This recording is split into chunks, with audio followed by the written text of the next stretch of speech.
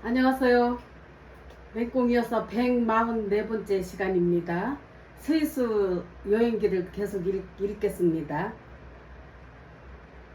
오늘도 아침은 간단히 과일과 계란 후라이와 쑥떡으로 간단히 아침밥을 먹고 12시쯤에 김밥을 만들어 먹었다. 동생은 식사 때마다 배가 고픈지 해놓은 음식을 보자마자 조금밖에 안 했다고 투정을 부린다. 조금 했다고 투정을 부리는 거예요. 자기는 하지도 않으면서. 한 번도 식사가 부족한 적은 없었는데 그런 말을 한다. 난 밥할 때마다 먹을 만큼만 했다. 오후 6시쯤 알리완이 출장에서 돌아오고 알리완 부모님도 티치노에서 오셨다. 내일 융프라우에 갈 때 함께 가기로 했다는 것이다. 부모님도 여태까지 융프라우에 가보지 않으셨다는 것이다. 오늘 저녁은 알리완 부모님이 사주셨다. 식당은 현정이 동네 가까운 월남 식당에서 먹었다. 식사 후에 알리완 부모님은 호텔로 가시고 동생 부부도 호텔로 가고 내일은 일찍 출발해야 되니까 일찍 잠을 잤다. 30일 날, 그 이튿날, 오늘은 융프라우에 가는 날이다.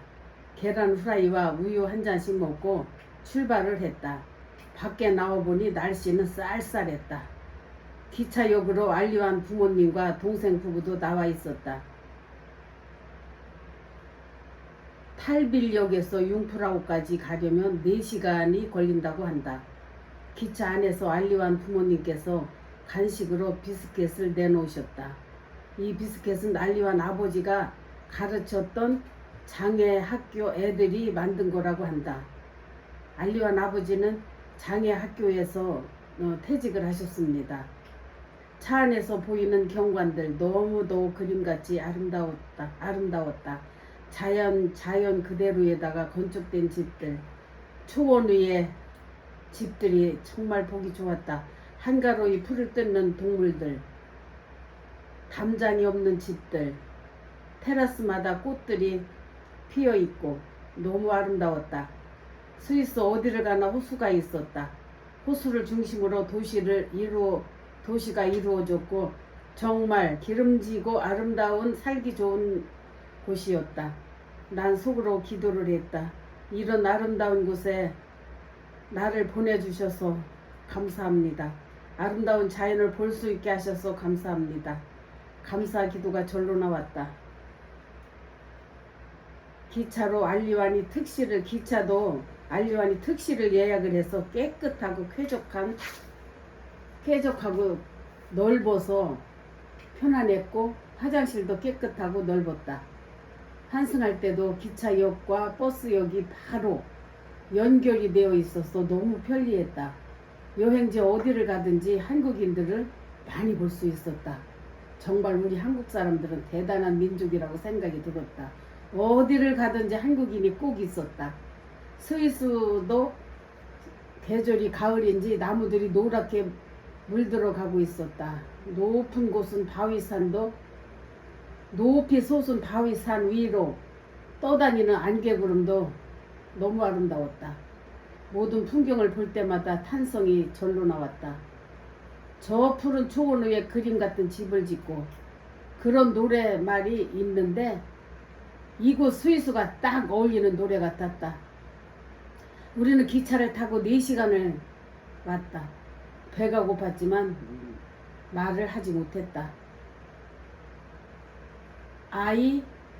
아이고산을 오를 때 알리완 엄마랑 합석을 했다. 성품이 온화하시고 말이 없으시다. 가끔 눈웃음만 짓는다. 서로 대화만 된다면은 얼마나 할 말이 많겠는가. 수다를 좀 떨고 싶은데 서로 말이 통하지가 않으니 창밖만 바라보고 있었다.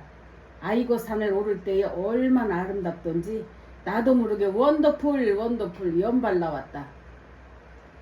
4017m를 기차로 올라갔으며 깎아지르는 오르막길이었었다. 안개가 자욱해서 시야를 가리기도 했다. 높이 2000m에서 내려서 우리는 환승을 했다. 추울 줄 알았는데 햇볕이 엄청 따뜻했다. 여행객들이 걸어서 올라가는 분들도 많이 눈에 띄었다. 이렇게 높은 산에도 긴 터널이 있었다. 정말 신기하다. 터널 길이가 5.7km나 됐다. 종착지에 내리니 머리가 띵하고 어지러운 증상이 느껴졌다. 정상에 쇼핑센터도 있었고 우리 일행은 정상 전망 좋은 인도식 뷔페 식당에 가서 점심을 먹었다. 옛날에는 정상에 식당은 없었다는데 컵라면만 먹고 갔다고들 하는데 우리 팀은 좋은 때에 잘 왔나 보다. 오늘 9명씩 되는 형부 내외가 형부와 동생 부부가 부담을 했다. 난 고맙다고 인사를 몇 번씩이나 했다. 식사 후에 빙하와 만년설도 보았다.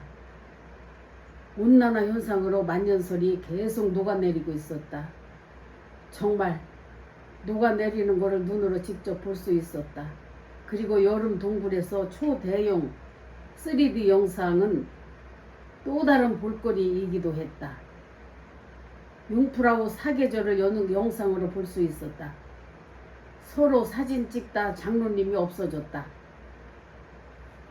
동생 남편이 없어진 거예요. 사진을 찍다 보니까. 우리는 계속해서 함께 다녔는데 장로님은 늘 사진을 찍느라 뒤처지고는 했었다.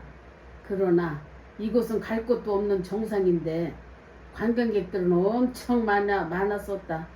우리 일행들은 사방으로 찾아봤지만 보이지를 않았다. 알리완 아버지도 놀라셔서 건물 위 아래층을 다니면서 찾아보았지만 찾지를 못했다. 알리완 부모님께 너무도 미안한 생각이 들었다. 동생은 이 와중에 시계를 산다고 하며 알리완에게 통역 좀 해줄 것을 요구를 한다. 시계를 지난번에도 몇 개를 샀었는데도 또 시계를 산다는 것이다. 동생 배짱에 우리들은 뒤에서 혀를 내둘렀다. 언니가 아무래도 기차 타는 입구에 있을 것 같다고 말을 하니까 동생은 그럴 리가 없다고 한다. 보기보다 겁이 많아서 혼자서는 절대 안 갔을 거라는 것이다. 알리완 아버지가 70도 넘은 노인이 또다시 위 아래로 다니면서 찾아보았고 현정이도 방송으로 계속 방송을 했다. 1시간 이상을 찾은 끝에 현정이가 1층 기차 타는 입구에 가보니까 거기서 있더란다. 아유, 깜짝 놀랐다. 대체 여행에서 개인 행동은 금물인데 사진 찍다가 일행이 안 보여서 1층으로 오겠지 생각을 하고 1층에서 계속 기다려도 일행이 오지 않자 겁이 났었다고 한다. 현정이가 얼마나 놀랐는지 나중에는 울음을 터뜨렸다. 그 앞에서 그냥 울은 거예요. 너무너무 속을 태워가지고 잊어버렸나 싶어가지고. 방송을 해도 없지. 사방이 막 몇 층까지 오르락 내리락 하면서 찾아봐도 없지. 얼마나 당황을 했겠습니까. 우리 모두는 함께 울 수밖에 없었다. 현정이 울으면 우리는 같이 울었다.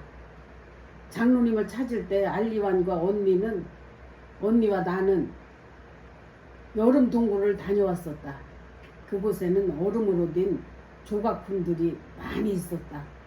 알리완 부모님께서는 너무나 미안한 일이었다.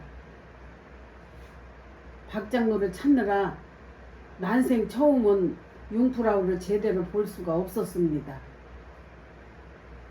장로님을 찾기 위해서 시간을 다 뺏겼던 거지. 박장로님도 미안했는지 꼬리를 바짝 내리는 느낌이었다. 융프라우에서 기차로 하산할 때 다들 지치고 다운돼서 다들 눈을 꼭 감고 말 한마디 안 하고 내려왔다. 저녁은 기차 식당 칸에서 먹으려고 주문을 했는데 식재료가 떨어졌다고 해서 먹지를 못하고 따뜻한 차만 마시면서 아까와는 다른 분위기에서 올 수 있었다. 식재료가 떨어졌다고 밥을 팔지 않기 때문에 그냥 배가 고픈 상태에서 그냥 온 겁니다. 환승을 하려고 기차역에 내려서 빵과 햄버거를 사가지고 환승을 해서 차 안에서 우리는 빵을 먹었다. 집에까지 4번 환승을 해서 4시간이 걸렸고 대화의 문이 열려서 시간 가는 줄도 모르고 왔다. 차 안에서 긴 시간이지만 그냥 대화를 많이 하다 보니까 여럿이 오다 보니까는 시간이 그렇게 긴 줄을 모르고 온 것이다.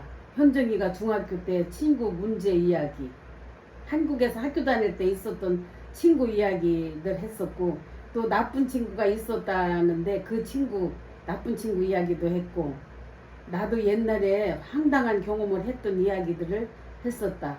살아오면서 황당한 일을 당했을 때 그런 이야기를 하면서 또 왔습니다. 집에 도착을 하니까 9시 반이다. 다들 지치고 힘들고 고단한 하루였고, 오자마자 세수만 하고 잠자리에 들었다. 이튿날, 오늘은 하이라이트 알리완의 생일 파티가 있는 날이다. 다들 아침 일찍부터 일어나서 준비를 했다. 언니와 형부, 나는 밥을 조금 해서 먹다 남은 카레랑 유기로 먹었다. 오늘은 가장 멋진 옷을 입고 파티장에 가야 한다. 나도 이 파티에 참석하기 위해서 한국에서 괜찮은 원피스를 사가지고 왔었다. 집에서 9시에 출발하여 호텔에서 잠자는 동생 부부, 알리완 부모님을 만나고 취리히 호수에서 유람선을 타고 출발을 했으며 배를 환승을 해서 또 작은 배로 갈아탔는데, 이 배는 다리 밑으로 갈 수 있는 납작하게 생긴 배였다. 베네치아를 생각나게 했다. 우리는 파티가 열리는 호텔 근처에서 내렸는데 그곳은 취리히 중심가라고 한다. 그렇게 스위스에서는 40을 먹으면은 만 40살 되는 해에 그렇게 큰 행사를 합니다. 한국 사람 회갑잔치 하듯이 40이 이제 중년에 이제 들어선다는 그런 뜻인가 보더라고요. 아주 많은 손님을 초대해서 아주 크게 행사를 했습니다. 우리는 호숫가를 잠시 걸었는데 나무들을 보고 탄성을 질렀다. 나무 둘레와 크기, 정말 입이 딱딱 벌어졌다. 어찌 이렇게 나무가 둘레도 굵고 높이도 그렇게 큰지 정말 한국에서는 볼 수 없는 나무들이었다. 한국에서는 정말 절대 볼 수 없는 크기였다. 세상에, 나는 세상의 말을 자꾸 나왔다. 파티장 호텔에 도착을 하니 입구에 알리완 사진이 걸려 있었다. 호텔 입구에 들어가니까 알리완이 이제 그 찾아오는 손님들을 위해서 알리완에 찍은 그 사진을 쭉 그렇게 걸어 놓았더라고요. 그리고 어렸을 때 유치원 때와 또 초등학교 다닐 때 뭐 그림을 그렸다든가 뭐 일기를 썼다든가, 그거를 그 부모님이 그렇게 보관을 했다가 그때 그렇게 입구에다 그걸 쭉 붙여놨더라고요. 손님을 초대를 72명을 했다는데 정말 다양한 손님들이었다. 한국에서는 친구라 하면은 자기 또래 정도만 초대를 했을 건데, 태어난 지 2달 된 아기 때부터 82세 된 분까지 초대를 했다. 어린 아이서부터 82세 된 분까지 초대를 한 거예요. 알리완은 만 40인데 아주 손님이 다양한 층층이 있더라고요. 그분들이 다 초대했더라고요. 그분들을. 나이대가 정말 다양했다. 알리완은 인간관계가 얼마나 다양한지를 진짜 한 자리에서 볼 수 있었다. 직업도 다양했다. 판사도 있고 변호사도 있고 교수도 있고 건축가, 화가, 엔지니어, 회사원, 사업가 등등 정말 다양하고 멋진 분들이 많이 오셨다. 초대된 모든 사람들은 그냥 들어가는 게 아니라 줄을 서서 일일이 알리완하고 인사를 하고 양가 부모님 소개도 하고 동생 부부와 나도 일일이 소개를 하면서 인사를 시켰다. 이제 와이프가 한국 사람이니까 한국에서 이렇게 한국 부모님과 이모님과 이모부님이 생일에 이렇게 참석하신다고 다 그 많은 사람들한테 다 우리를 소개를 해서 다 깍듯하게 아주 인사를 했습니다. 호텔 측에서도 얼마나 친절한지 다양한 음료와 차를 쟁반에 가지고 다니면서 권하기도 했다. 참 서비스도 좋더라고요. 연회장으로 들어가서 다들 착석을 하고 떠들썩 할 때 알리완이 와인잔 2개를 들고 살짝 두들기니까 순간 조용해지고 알리완의 말에 집중을 한다. 아니 그렇게 파티장이 시끌벅적 이제 100여 명이 이제 둘러 앉아서 이제 식사를 하는데 막 왁자지껄 할 거 아니에요. 외국 사람들은 말이 많잖아요. 그런데 이제 알리완이 그 와인잔 2개를 살살 두들기니까 그렇게 시끄럽던 장소가 일순간 조용해지더라고요. 그게 신호인가 봐요. 그 나라의 문화고. 인사말이 알리완이 이제 조용해지고 알리완이 이제 인사말을 했습니다. 알리완이 인사말이 끝나자 다시 식사들을 하고 또 시끌벅적 대화를 한다. 이건 문화는 가만히 보니까 대화 문화인 것 같다. 어찌나 말들을 많이 하는지 무슨 할 말들이 그렇게 많은지 나는 이해할 수가 없었다. 알리완 부모님은 아들이 대견하신지 자꾸 눈물을 보이셨다. 아들 하나를 진짜 금이야 오기야 키워가지고 그렇게 도시에서 이제 국제 변호사로 활약을 하고 있으니까 성공을 시킨 거겠지요. 근데 부모님이 대학 학비는 되지 않았다고 하더라고요. 알리완이 고등학교 졸업하고 도시로 와서 가진 고생을 하면서 그렇게 공부를 해서 국제 변호사까지 된 것입니다. 그러니까 얼마나 부모 입장에서 대견하겠습니까? 아주 효자입니다.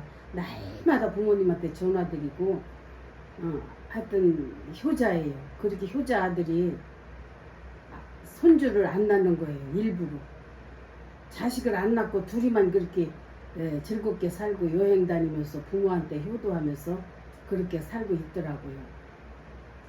한참 식사 시간이 흐르고 대화가 무르익었을 때 알리완이 또다시 와인잔 2개로 두들겼다. 와인잔을 살짝 부딪혔다. 순간 떠들썩한 분위기에서 조용해졌다. 알리완의 말에 다들 집중을 한다. 경아씨에게 무슨 말 했느냐고 내가 물어보니까 본식이 끝나고 잠시 후부터는 후식이 있으니까 많이들 드시라는 말을 했다는 것이다. 이런 모습, 풍습들이 나는 정말 신기했다. 이런 문화와 풍습들이 신기했다. 파티 시간 5시간 동안 휴대폰 만지는 사람은 나는 보지를 못했다. 우리나라 사람들은 어느 장소로 가든지 휴대폰을 들여다보고 있을 것인데 이 스위스 사람은 휴대폰 보는 사람은 한 분도 없더라고요. 다 유쾌하게 이렇게 먹으면서 옆에 사람과 그렇게 대화하고 그런 웃으면서 대화하고 아주 화기애애한 그런 모습만 볼 수 있었습니다. 그리고 큰 소리로 말하는 사람도 없었다. 다들 매너가 좋은 분들이었다. 그리고 술을 많이 먹고 실수하는 사람도 한 사람도 없었다. 헤어질 때도 슬그머니 가는 사람 없이 일일이 뺨에다 뽀뽀를 3번씩 하고 그러니까 허그도 양쪽으로 하고 그렇게 인사를 하고 헤어졌다. 한국 사람 같으면 그냥 살짝 일어나서 가는데 여기 사람들은 그렇게 하지가 않습니다. 전부 다 그렇게 또 만나서 주인공을 만나서 그렇게 허그를 하고 뽀뽀를 하고 이런 그런 인사 절차를 거치고 가더라고요. 인사가 2시간이다. 인사하는 시간만 2시간이나 걸렸습니다. 올 때 1시간, 또 갈 때 1시간. 세상에 이런 문화가 있습니다. 우리들은 인내가 필요했다. 한국 사람하고는 너무너무 정말 다른 문화였다.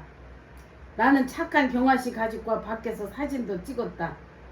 경아씨는 우리 일행을 자기 집에 초대해서 텃밭에서 기른 상추와 배추, 겉절이 이렇게 불고기 해서 이렇게 우리들을 접대를 한 사람입니다. 우리 현정이 친구이고 같은 이제 한국인이니까 친하게 지내더라고요.